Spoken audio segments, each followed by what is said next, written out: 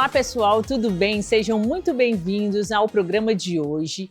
Vamos começar com as 10 perguntas mais polêmicas entre marketing, vendas e resultado.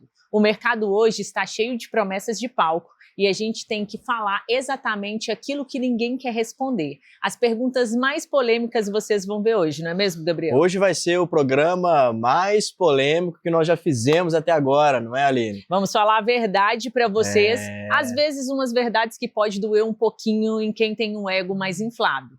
Mas é exatamente o que o empresário precisa ouvir. É melhor doer agora e arrumar aquilo que eventualmente está errado do que ficar carregando o erro por mais tempo, né, Aline? Exatamente. E essas perguntas que a gente vai responder aqui são perguntas muito corriqueiras em negócios, marketing, vendas, e que, inclusive, Aline, muitos perdem dinheiro por não resolver isso que a gente vai falar aqui. Então, são perguntas que a gente ouve com muita frequência e vamos trazer aqui a verdade nua e crua da nossa visão, é claro, tendo a experiência e já gerenciando vários negócios, ajudando vários empresários no marketing, em vendas, e vamos falar para vocês o que a gente pensa dessas perguntas. Bora começar? Bora começar, então vamos com a primeira, que ela entra ali no ego de muita gente, mas é uma verdade necessária, Gabriel. Tá preparado? Sempre que trabalha o ego é um problema, hein? Que pergunta é essa? Vamos lá.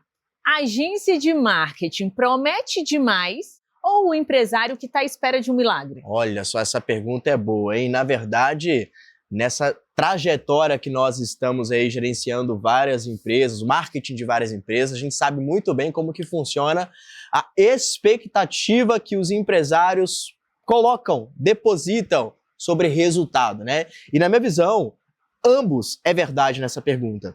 Tanto a expectativa do empresário para com o resultado, ela muitas vezes é acima da realidade, e também existe promessa nesse mercado. Essa é a verdade. Então, quando você, empresário, estiver ouvindo de algum profissional do marketing alguma promessa de resultado, desconfie.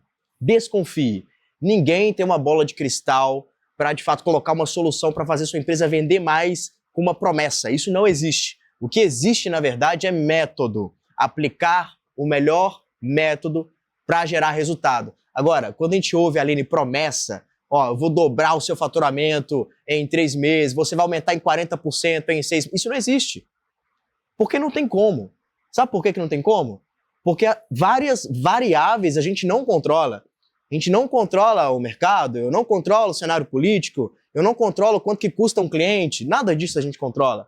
Agora, você com o seu marketing não pode estar fazendo besteira. Não pode estar fazendo um tráfego errado, perdendo dinheiro, não tendo a melhor comunicação, tendo um site, desculpe a palavra, mas lixo, um site que não funciona. Atendimento lento. Um atendimento lento, um time comercial que não é treinado. E isso está no seu controle, empresário. Agora, o mercado não está no seu controle. E quem te promete algum resultado em um tempo específico está excluindo essas variáveis que não estão no controle, e inclusive as variáveis também internas. Porque a gente não sabe se a equipe comercial vai performar de fato. Tem que ter treinamento.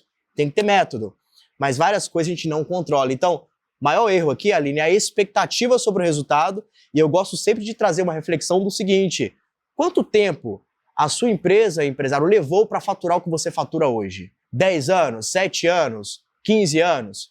Você acha mesmo que vai demorar 6 meses para dobrar o seu faturamento? Não existe milagre. É tudo processo. Agora, também não estamos dizendo que não é possível. É possível, é claro, mas não pode apostar que é só esse vai jogar esse jogo para dobrar o faturamento e se não acontecer o marketing não funciona para você. Não é dessa forma que a banda toca. É preciso ter um nível de consciência para entender que é uma construção até que você tenha maturidade no canal digital, assim como funciona também o outbound, assim como funciona a indicação e vários outros canais, né, Aline? Eu gosto de dizer que marketing ele não é milagre. Ele é amplificação. Se você tem um atendimento ruim, as pessoas demoram muito para atender seu lead, o seu produto é mais ou menos, a gente não vai conseguir trazer aquele resultado que você espera. Então, o marketing ele funciona para amplificar o que você tem. Se for bom, o resultado vem, porque a gente consegue conectar mais pessoas. Porém, se for ruim, esse resultado não vai ser um milagre que você tanto espera. Não é o marketing que vai resolver seus problemas. Na verdade, um marketing bom não resolve produto ruim. Exato. Se o seu produto é ruim, se a sua solução não é tão boa perante os seus concorrentes, não vai ser um marketing maravilhoso para fazer sua empresa crescer. Então é preciso pensar primeiro no produto, para aí sim você amplificar com o marketing o que você é bom, que é aquilo que você criou na tua empresa, a solução que você entrega para o mercado, né? Eu até indico, se o seu produto, o seu serviço não está lá essas coisas, não é bom o suficiente, não coloca o marketing nele. Porque você vai mostrar, você vai amplificar tudo isso e mostrar que sua empresa não é tão legal assim. Agora não é a hora de acelerar, né? Se você está passando por esse momento de ainda estar reformulando o produto, soluções, é claro que não vamos ser hipócritas, é um trabalho constante, nada está perfeito. Mas se você está muito desajustado, e aí a gente sempre fala, por exemplo, com as startups, né? A startup primeiro ela tem que sempre construir uma boa solução, testar rápido com o menor custo possível, para aí sim começar a escalar no marketing. Porque senão vai queimar cartucho e aí não resolve, vai perder dinheiro. Então se você está nesse momento, segura um pouco, olha para dentro, estrutura o que precisa estruturar na sua empresa, para aí sim você usar o marketing da melhor maneira, como um aliado para você acelerar o crescimento da sua empresa. Exatamente. Agora, Gabriel, essa aqui é polêmica, é time de um lado jogando a culpa pro outro. Então se prepara. Vamos ver. Vamos para essa. O comercial culpa o marketing. O marketing culpa o comercial. Quem está certo nessa relação? Nenhum dos dois estão certos. Quem é errado nessa história é o dono. É a gestão. Por que é a gestão? Porque se o marketing e o comercial estão brigando com constância, significa que não existe um processo muito bem definido. E o culpado é a gestão, o culpado não é o operador que está lá no comercial, o culpado não é quem está operando as campanhas de marketing. O culpado é você que não criou ainda um bom processo de handoff. O que é um processo de handoff? É a passagem de bastão do lead que chega no marketing para o comercial. Que aí são as siglas que certamente você já ouviu em algum lugar, ou inclusive aqui conosco, que é o MQL, o SQL, o CPMQL. Todas essas siglas significa que se você sabe muito bem gerenciar como está sendo essa passagem de bastão, essa briga ela vai ser muito minimizada. Existe um fator cultural positivo aí, que é o seguinte, se está tendo um pouco de briga, significa também que os times estão preocupados. Isso é um bom ponto. Não estão na zona de conforto. Pode chegar qualquer lead aí, que aí eu vou atender aqui da minha forma e beleza. Quanto menos chegar, melhor. A gente sabe que tem time comercial que é assim, que é tirador de pedido, que quer que chegue o menor volume possível para ter o menor trabalho possível. E aí você tem um problema. Você tem um problema cultural. Isso não é legal. Assim como também time de marketing que não está preocupado com a qualidade, está preocupado com o volume. Muitas agências possuem esse argumento na venda de eu vou tirar o maior volume possível, inclusive o meu trabalho ele vai ser satisfatório se eu gerar tanto volume que o seu comercial não vai conseguir atender. Eu não gosto dessa frase, porque isso é errado também. Porque tem que ser olhado para o quanto o seu comercial comporta no atendimento e qual que é a qualidade dessa demanda gerada. Porque é muito melhor gerar menos com mais qualidade do que o contrário. Então a verdade é que, se isso está acontecendo, primeiro a culpa é sua, de não colocar os parâmetros necessários do handoff, da passagem de bastão entre marketing e comercial.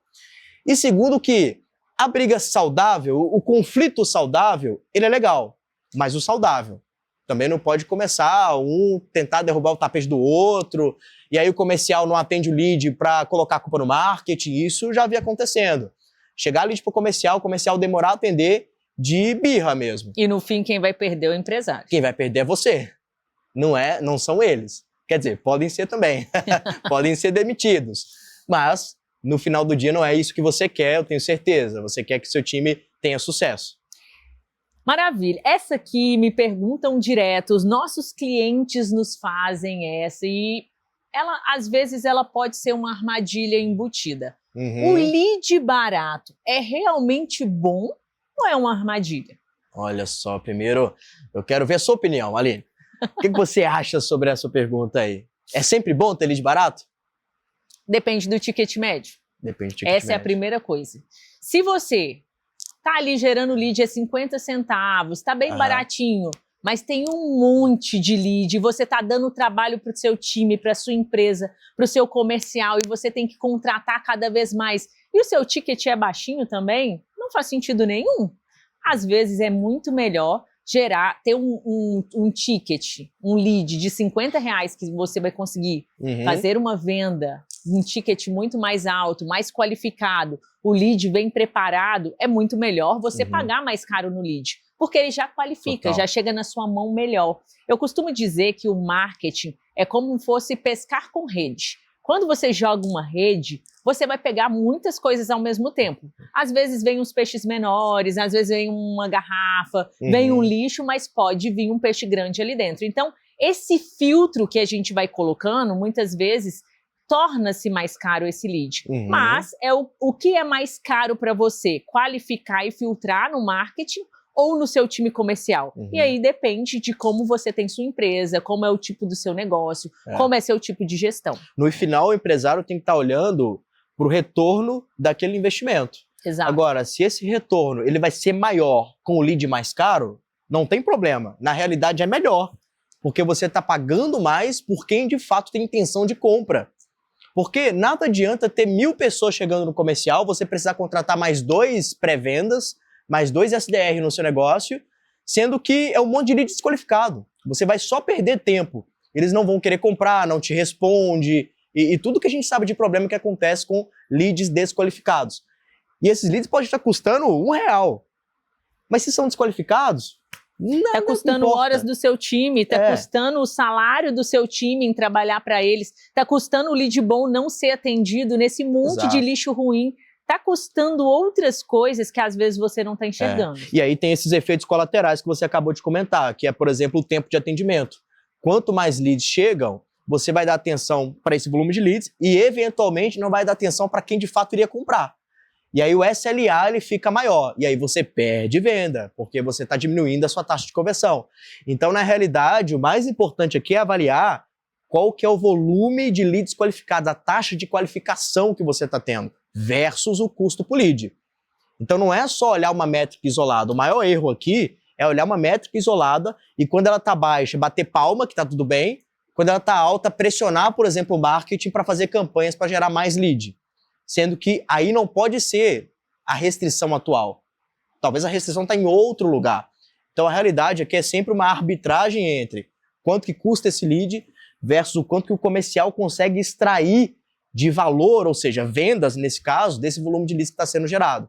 E aí, é claro, você, empresário, é, de novo, aqui o maior responsável por garantir essa sinergia entre marketing e vendas, para não acontecer de você olhar para uma métrica errada, pressionar o time errado e perder dinheiro, porque não adianta olhar para a métrica errada e você tomar decisões que, de fato, não vai aumentar o resultado global do seu funil de marketing e vendas.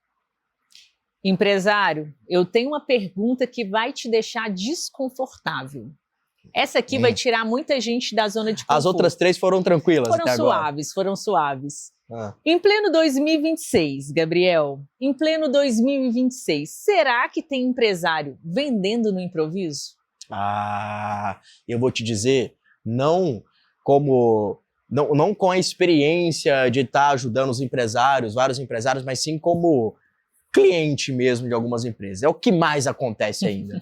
É o que mais acontece o improviso. Tem muito comercial ruim, muito ruim, e que continua vendendo ainda. E aí, provavelmente, que o produto é bom. Porque o que tem de comercial ruim que eu já tive de experiência ali, assim, são muitos. Comercial ruim em qual sentido? Comercial ruim de atendimento, comercial ruim de rapport, de não saber fazer uma conexão, de não saber fazer boas perguntas, de não ouvir o lead, quer empurrar uma solução sem ouvir, já quer colocar uma proposta sem identificar a dor. Então tem muito empresário ainda sofrendo vendas e não vendendo de fato. Sofrer venda é por acidente. Eu estou vendendo aqui por acidente. Acidente, muitas vezes, devido ao segmento mesmo, vários outros fatores. E, na verdade, a gente sabe que, na época que nós estamos, em pleno 2026, está mostrando pra gente quem está jogando o jogo de fato estruturado e quem está desestruturado e passando dificuldade. Porque quando a gente está num mercado mais difícil, economicamente, são aqueles que estão mais estruturados que conseguem passar por esse mercado.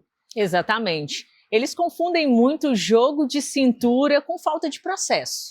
Na verdade, fala, eu vendo bem, eu nasci ali com um pouquinho a mais de vendedor, tá no meu sangue, mas na verdade é uma absoluta falta de processo. É como dirigir no escuro, sem luz nenhuma. Você até sabe dirigir, você vai chegar ali, vai andar alguns metros, mas vai ter várias batidas até chegar no ponto de partida, né? Então, se você não sabe qual é o seu processo, qual é o seu funil, quantas vendas você precisa ter, se você tem um forecast, uma previsão, você vai até chegar em um resultado, mas talvez não é definido como vocês queiram. E o maior desafio aqui sempre é também você, dono do negócio, treinar outras pessoas para vender como você vende. Porque tem muitos que falam assim, eu sou o melhor vendedor do meu negócio. Claro, é mais do que obrigação. Se você não fosse, ferrou, né?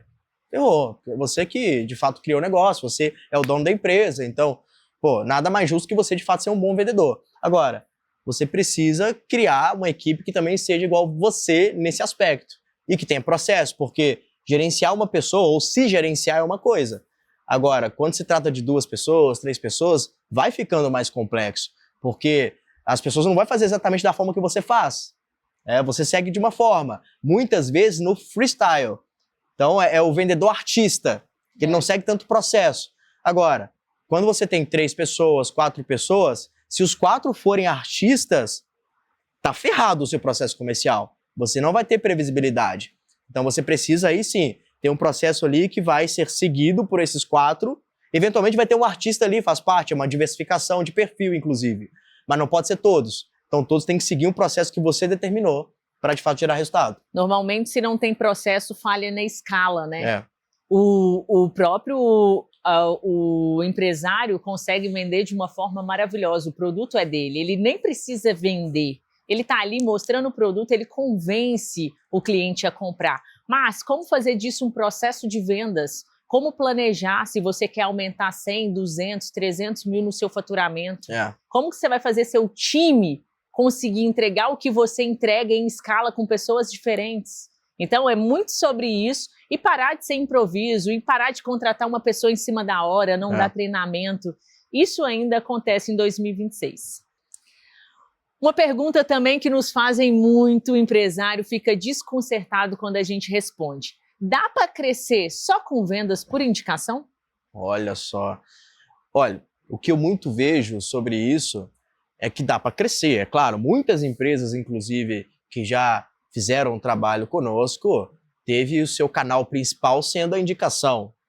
Só que essas empresas, ao longo do tempo, vão ficando com uma dor de previsibilidade, que é exatamente o que você falou agora, de controlar essa previsibilidade com o time de vendas. Por quê? Qual que é o grande ponto positivo da indicação? Não tem tanto custo, é um custo quase zero. E normalmente é lead quente. Aí que, inclusive, muitos ficam desacostumados com o digital. Muitos, porque quando vai para o digital, quando a empresa só trabalhou com indicação e ela vai ter uma experiência no digital, ela começa a perceber que os leads que chegam do digital não é o lead docinho igual da indicação, não. É o lead que, às vezes, até fala um palavrão com você, te manda para aquele lugar. Né? É um lead que, muitas vezes, ele está impaciente, ele não te responde. Indicação, normalmente, não é assim. Normalmente, é um lead que responde, é via relacionamento, é muito legal, é muito positivo. Dá para crescer? É claro que dá para crescer. Só que é preciso sempre diversificar canais. Então, eu vejo, Aline, que uma empresa, um empresário, que ele só depende da indicação, também é errado. Por mais que seja muito bom esse canal. Então, ele tem que continuar regando esse canal para não morrer. E aí, qual que é a melhor forma de regar um canal de indicação? Entregando a melhor experiência para o seu cliente. Porque se ele recebe a melhor experiência, ele vai te indicar. Agora, não é só sobre isso, é sobre você também ter um bom digital, é sobre você também, eventualmente, se fizer sentido para você, fazer um outbound. Se fizer sentido também, fazer eventos no seu segmento, para que você possa ter capilaridade e gerar mais receita. Porque pode ter mês que a indicação trouxe bons contratos, trouxe um bom volume de vendas, legal. Só que no outro mês pode ser que não traga nada, ou traga muito pouco. Vai depender só desse canal? Não é legal. Então, eu vejo que quem depender só desse canal cada vez mais vai passar dificuldade quando a gente não tiver um bom momento de vendas geral, né, economicamente falando. E eu vejo que nós estamos vivendo esse momento. E aí eu vou ser polêmica na minha resposta. Talvez vocês não vão gostar, mas a maioria vive isso. Dá para sobreviver, Soares, na minha opinião, mas não dá para escalar. Quem vive da indicação passiva é coadjuvante na própria empresa.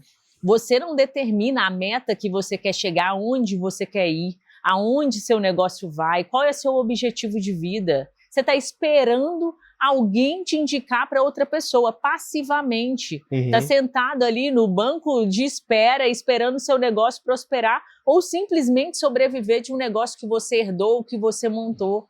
Isso não é ter pulso firme na escala e na tração do seu negócio. Se você coloca um marketing ativo e você determina a meta do mês e você treina suas pessoas, você tem um negócio que escala e que cresce. Isso é ficar à deriva, né? É ficar à deriva, esperando as coisas acontecerem. Aí se chover, choveu. Se caiu um lead, caiu. Se a gente fizer uma venda, tá bom. Se não fizer nenhuma venda, a gente mantém. Então, empresário, tira a bunda da cadeira e vá procurar um processo de vendas que funciona. Uma empresa que te atende, treine seu time comercial e para de só receber indicação. O cliente compra da melhor empresa ou o cliente compra da empresa que ele mais confia? Boa pergunta. E sendo direto aqui, para mim, o cliente ele compra da empresa que ele mais confia, independente se é melhor ou se é pior. Então, o que significa isso na prática? Se eu confio, eu quero comprar um tênis e tem uma marca que é a maior, pode ser a melhor também, ou pode não ser a melhor, mas tem uma marca que eu confio. A tendência é comprar da marca que confia, e não da marca que é melhor, que é maior, etc, etc. A verdade mesmo é que ninguém tá nem aí se sua empresa é maior, se ela é menor, se ela deixou de ser uma coisa ou outra. Ninguém tá nem aí para isso. O consumidor ele quer saber o que ele ganha. Então o que eu ganho com isso? Qual que é a qualidade do que eu estou comprando? Qual que é o preço que eu estou pagando por isso? Seja serviço, seja se você vende televisão, tênis, se é uma indústria, independente. Todo mundo sempre tenta equilibrar o que eu recebo, a qualidade do que eu recebo e quanto que eu pago. Agora, se eu estou recebendo ou pagando uma empresa que é menor ou maior, pouco importa. Agora, eu vou levar em consideração a empresa que eu confio mais do que a empresa que eu não confio. E aí existe no marketing, muitos não pensam dessa forma por, primeiro, tentar economizar a todo custo, não pensam em ter um posicionamento de marca, porque aqui é muito sobre construir marca. E marca é você ter impacto emocional nas pessoas. Então, quando pensa em sanduíche, qual empresa vem na sua cabeça agora? Ah, McDonald's, vermelho e o M em amarelo? É a melhor? Bom, a gente pode entrar numa discussão aqui, para mim não é a melhor. É a maior? Sim, hoje é a maior. Você confia? Pô, todo mundo confia, porque existe um processo padronizado. Então, todo mundo sabe como funciona já a produção do McDonald's, por exemplo. Tem experiências que foram construídas. Por que foi construída? Porque construíram marca. Assim como a Coca-Cola, assim como a Apple. São grandes empresas que constroem marca, impacto emocional nas pessoas. E impacto emocional é confiança, é a mesma coisa. E aí hoje, os empresários eles ficam sempre olhando ali para não, tem que vender amanhã. Sim, claro que tem que vender amanhã. Mas e o trabalho a longo prazo também que não está sendo feito? E a sua marca que ninguém está conhecendo? Então, a verdade mesmo que se você... Tem muitas empresas, inclusive, que são grandes, só que ainda não passa uma confiança. Cresceram de outras maneiras, eventualmente deu até sorte. Mas não passa uma confiança para a maioria das pessoas. E isso é ruim também. E aí tem que fazer um trabalho de marketing para que, de fato, você se posicione de maneira confiável para o seu público-alvo, né? E eu vou te provocar, você que está nos assistindo, a pensar nessa resposta. A maioria esmagadora das empresas, Soares, compram em quem elas confiam. E quando elas não conhecem a empresa, a gente pode perceber que o comportamento de compra hoje mudou. A gente vai investigar a empresa. A gente vai lá no Reclame Aqui, a gente vai ver comentários, a gente vai no Instagram, vai no site, liga para a empresa. A gente quer confiar, sabe por quê? O cérebro humano, ele odeia incerteza. Ele odeia ser enganado por pequenas coisas. Ninguém quer levar golpe, né? Ninguém quer. Além de o golpe estar aí, né, o tempo todo, e As pessoas querem o tempo todo confiar na sua marca. E elas querem ter pontos de certeza que você vai entregar com combinado. Ninguém está ali esperando muito a mais do que você determinou, mas ela quer receber exatamente o que você está mostrando. Cresceu muito aquele tipo de visualização, de depoimento por foto. Tem muito aplicativo que mostra, ó, comprei, essa é a foto do que eu recebi. Cara, já é um ponto de confiança. Alguém comprou, falou que é legal, mostrou a foto. A maioria esmagadora das pessoas compram empresas que elas confiam. E aí a pergunta volta para você. O que você faz para sua marca ser de confiança, trazer credibilidade para o seu lead? Por isso que, inclusive, a maioria dos e-commerces morreram. Porque não conseguiram seguir ou colocar uma estrutura de avaliação que os marketplaces têm hoje. Além de preço e outros aspectos que a gente sabe que influencia. Mas, por exemplo, quando eu vou na Amazon, ou Mercado Livre, ou principalmente esses dois, eu sempre olho as avaliações. E nas avaliações, normalmente, tem avaliações com fotos, com vídeos, que vai influenciar em tomar aquela decisão de comprar ali mesmo aquele produto.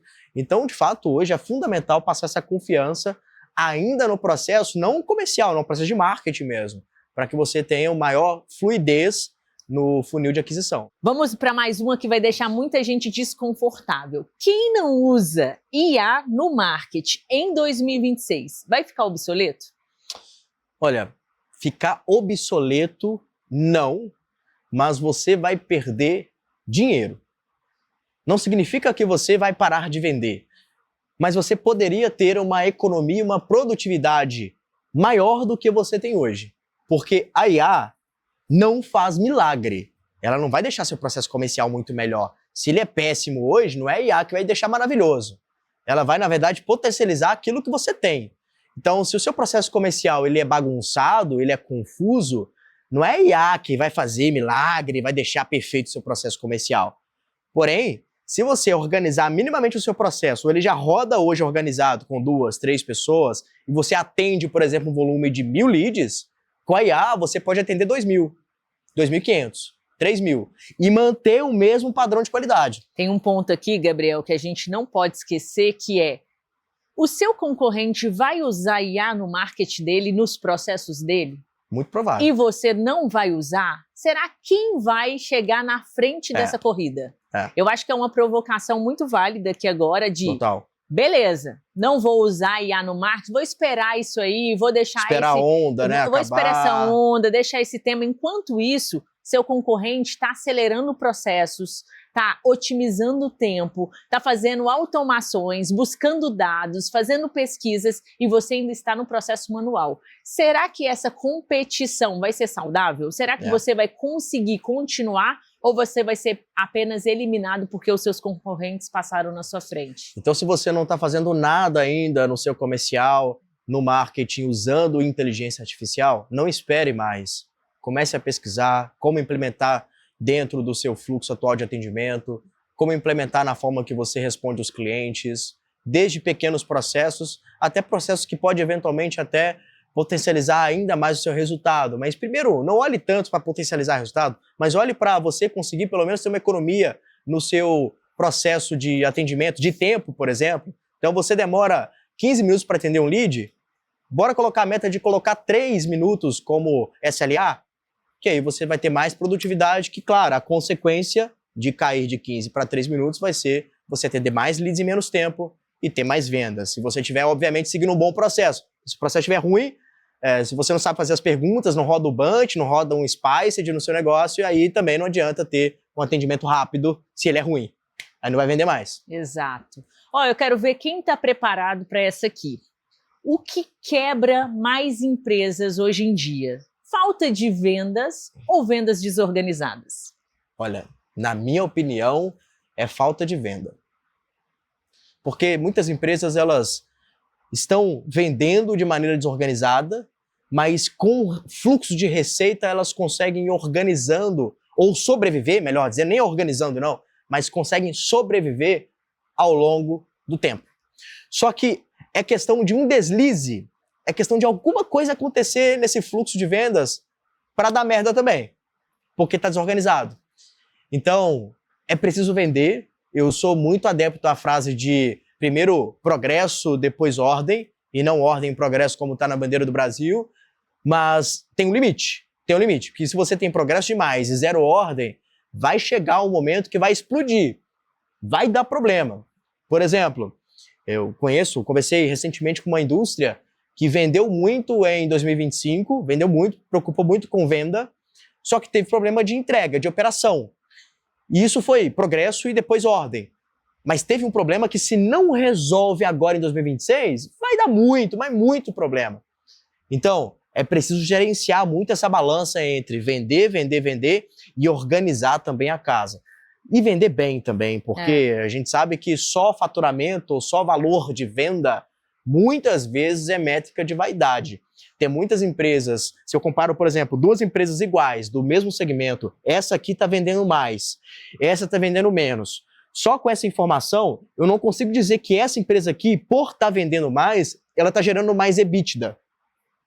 Muitas vezes acontece o efeito contrário. Essa aqui pode estar vendendo mais, só que um CAC extremamente alto, com um custo extremamente alto, com uma má gestão e um EBITDA negativo. E essa aqui que está vendendo menos, e eventualmente com um ticket médio menor também, ela está tendo uma gestão mais eficiente.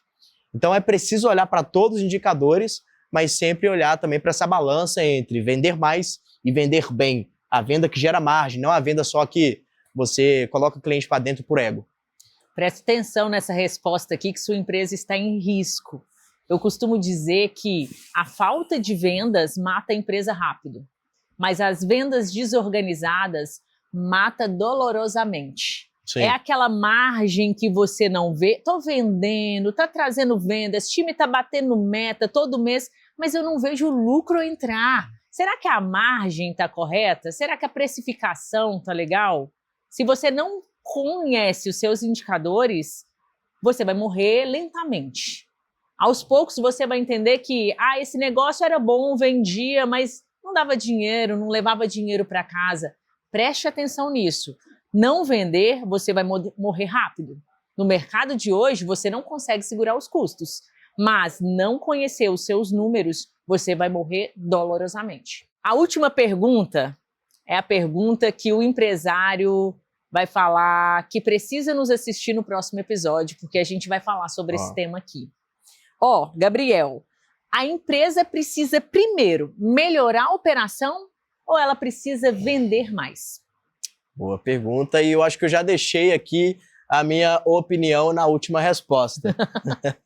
Eu acho que a empresa... Vamos ver quem pegou. A empresa ela tem que vender mais e depois melhorar a operação. Só que existe um limite, o que eu falei aqui agora. Existe um limite, porque tem muitos empresários, por exemplo, que pensam em deixar tudo perfeito para aí sim começar a vender mais, aí sim colocar energia em ter uma agência de marketing, contratar a equipe de marketing, se for o caso, ou contratar mais vendedores. Só que fica nesse perfeccionismo de tentar deixar perfeito sempre e as coisas não acontecem, não vende. E às vezes, quando esse empresário ele decide ir para o mercado, decide ser um pouco mais agressivo, o mercado mudou. Ou seja, o que ele tem de solução já está ligeiramente diferente, o concorrente já saiu na frente, porque o concorrente testou rápido. Então, o mais importante aqui é, você não tem que deixar a operação extremamente bagunçada, não é sobre isso, mas sobre você ter um mínimo viável de organização na tua operação, na sua entrega, na forma que você envelopa a sua solução e entrega ao mercado, e vá rápido para o mercado. Teste rápido. É o GTM to learn fast, ou seja, é o go to marketing to learn fast. É uma palavra bonita em inglês para te dizer que é o seguinte, você precisa ir rápido ao mercado para aprender rápido também. Porque esse aprendizado rápido ao mercado, do seu mercado, vai te dizer se a sua operação de fato está organizada ou não. Porque às vezes está organizada perante a forma que você pensa, porque você que criou. Exato. Só que o mercado diz o contrário. Às vezes não é a melhor solução que você tem, ou que na verdade você poderia oferecer para aquele público, para o teu cliente, etc. Então, essa balança entre vender mais e organizar, ela é contínua, mas se for para tomar uma decisão agora do que fazer, venda primeiro e aí você organiza. Sem venda nem existe empresa, né? Não existe investimento para você colocar na operação e deixar ela melhor também. Exato. Mas também vender o que você não consegue entregar é cavar a própria cova. É você não ter clientes no futuro ou você ter pessoas que vão falar mal da sua marca até você morrer devagarzinho. Por isso que é importante colocar um limite. Então, eu vou vender. Opa, já tô vendo que tá dando gargalo. É como respira. Uma escadinha, né? Vamos pensar na escadinha. Vendi, consegui dinheiro, treinamento, capacito a equipe. Deixou no mesmo nível, vai pro próximo degrau. Deixei no mesmo nível, vamos pro próximo nível. Então, consiga fazer essas coisas. Essas são as perguntas mais polêmicas que a gente recebe no marketing. Muita gente não tem coragem de responder, mas pegue elas como reflexão para o seu negócio e vamos trabalhar juntos para ter um 2026 mais próspero. É isso. Se você identificou com alguma dessas perguntas, continue assistindo os nossos programas, que a gente vai sempre trazer aqui provocações, novidades, para que nós possamos evoluir juntos em marketing, vendas e negócios. E se faltou alguma pergunta que você eventualmente já teve, já colocou para sua equipe de marketing, ou já ouviu outros empresários falar também, escreva aqui embaixo, para que a gente possa ler e considerar num outro programa que a gente sempre vai ter aqui, né, Aline? Alguns programas para responder essas perguntas polêmicas, trazer para vocês a nossa visão sobre esses temas e nos ajude com isso. Escreva aqui alguma pergunta diferente para que a gente possa estar fazendo no próximo. Na verdade, eu queria te provocar. Faça a pergunta mais polêmica sobre marketing, vendas, resultado, operação que você tiver aí, deixa aqui nos comentários que a gente vai vir exatamente no próximo episódio para respondê-la. Te vemos no próximo episódio. Até breve.